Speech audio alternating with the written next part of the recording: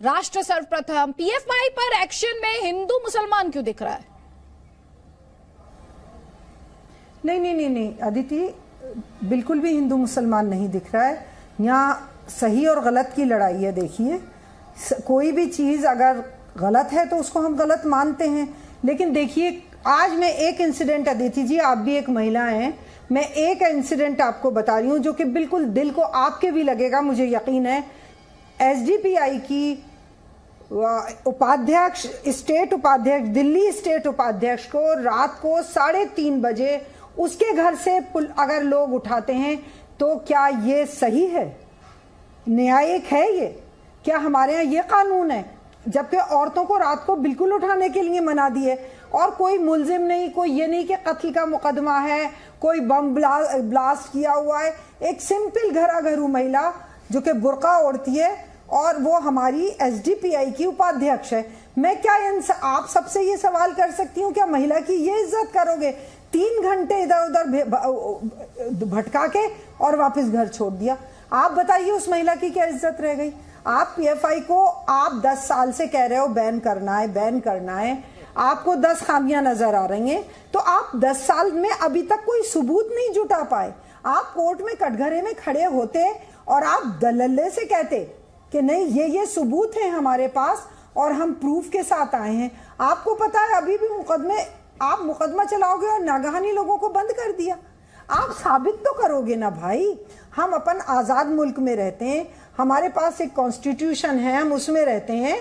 ठीक है, कोई गलत है तो उसको साबित करो। 2 साल से आपने मजलूमों को बंद कर रखा है, 30 जैसे लोगों को बंद कर दिया आपने और फिर छोड़ दिया। ये इंसाफ नहीं है। आप अगर कोई गलत है, बिल्कुल उसके साथ गलत होना चाहिए। हम इस बात की एक सेकंड यहाँ पे मौलाना कादरी को लेकर आना चाहती हूँ।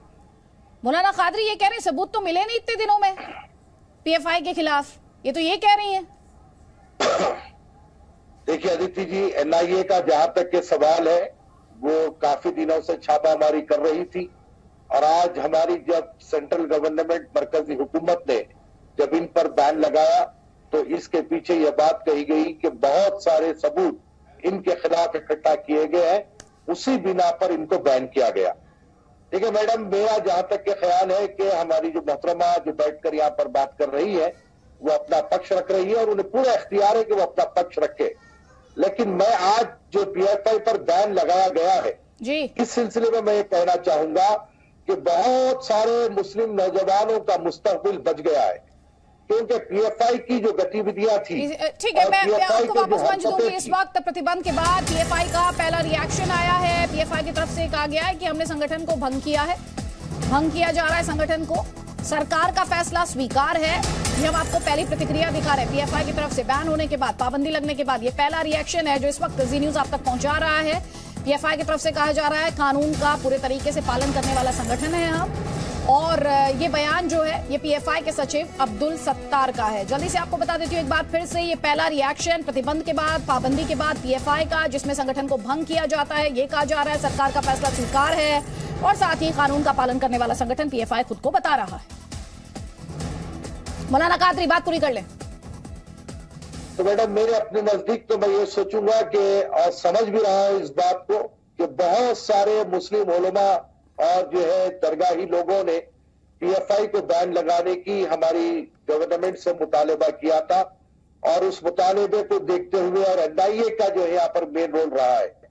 देखिए मैडम, मैं ये चाहता हूं कि अगर सिर्फ मुखालिफत का ज़हन रखकर हम बैठे तो हमारा यहाँ पर कुछ होने वाला नहीं है। जो हक़ाइक़ है उसकी बात करनी चाहिए। पीएफआई को मुसलमानों पर जुल्म कहना मेरी नजर में नादानी है। ठीक है, पीएफआई के कहना का यह है कि तो लोकतंत्र ही खत्म कर दिया था अतीकुर रहमान ने तो लोकतंत्र ही खत्म हो गया। पीएफआई एक सोशल ऑर्गेनाइजेशन है। क्या वो मुस्लिम संगठन के नाम से थी? नहीं थी, वो तो दलित और मुसलमानों की बात कर रही थी। तो एक सोशल ऑर्गेनाइजेशन थी। उनके गतिविधियों को गलत मानते हुए सरकार ने अगर उन्हें पाबंदी लगाई है तो अभी उनके लिए कोर्ट का दरवाजा खुला है। एनआईए उनके खिलाफ में जो प्रूफ देगा। ठीक है, पेश करिए, इंतजार कर लीजिए। मुफ्ती शमून कासमी, जल्दी से कमेंट आपका। यहाँ पर अतीकुर रहमान तो ये कह रहे थे कि लोकतंत्र ही खत्म हो गया। ऐसी ताकतें आ गई हैं जो एंटी हिंदू कॉन्स्टिट्यूशन को एक्सेप्ट नहीं करती हैं। पता नहीं उन्होंने संविधान में कौन सा अमेंडमेंट देख लिया है जो बाकी लोगों ने नहीं देखा। नहीं, मैं ये बात जोड़ना चाहता हूं कि कहना चाहता हूं कि हमारा जो लोकतंत्र है यही तो हमारी खूबसूरती है कि अगर लोकतांत्रिक देश के अंदर कोई ऐसी गतिविधियां होती हैं जो संदिग्ध होती हैं और सरकार की एजेंसियां उसमें सबूत उन्हें मिलते हैं तो उन्हें प्रतिबंधित किया गया। तो प्रतिबंधित करने का मतलब ये नहीं है कि आपको शहर बदर कर दिया या मुल्क बदर कर दिया। आपके सामने हमारी जो न्यायिक व्यवस्था है वो पूरी दुनिया में निष्पक्ष और बहुत इज्जत की नजर से देखी जाती है। और अगर कोई भी मामला होता है, हमने ये देखा, आज नहीं प्राचीन काल से हम देखते आ रहे हैं, जब से हमारा देश आजाद हुआ है, कि प्रधानमंत्री के खिलाफ भी जाकर के कोर्ट में हम खड़े हो जाते हैं। और यहां तक कि प्रधानमंत्री का भी, यानी श्रीमती इंदिरा गांधी का जो वो नियुक्त हुई थी, उनका चुनाव भी रद्द हुआ था।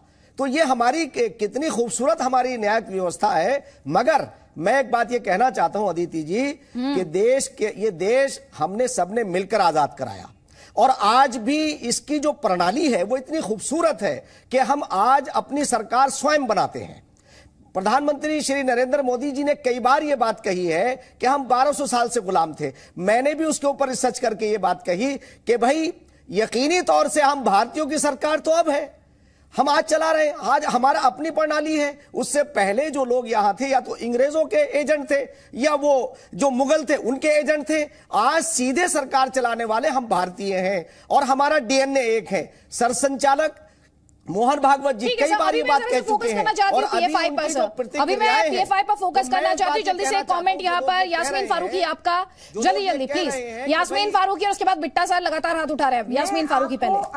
अदिति मैंने आपको एक सवाल किया था अदिति के कल मैंने आपको भी कटघरे में यहाँ खड़ा किया है। अदिति जी आप भी महिला हैं, किस कानून के तहत इस मुल्क में 3:30 बजे सुबह एक महिला को उठाया गया और क्यों उठाया गया? मेरा एक सवाल है, इसका कोई भी जवाब नहीं दे रहा है मुझे। नहीं मैम, तो आप ये बताएं कि क्योंकि एक सेकेंड आप मुझसे सवाल पूछ रही है ना, ना तो आप इन्वेस्टिगेटिंग एजेंसी, एक सेकेंड सर, ना तो आप इन्वेस्टिगेटिंग एजेंसी चलाती है मैम, ना मैं उस एजेंसी को ओन करती हूँ, ना मैं उसे हेड करती हूँ। क्या आप जो बात उठा रही है, नहीं मैम सुनिए मेरी बात, मैं बता देती हूँ आपको।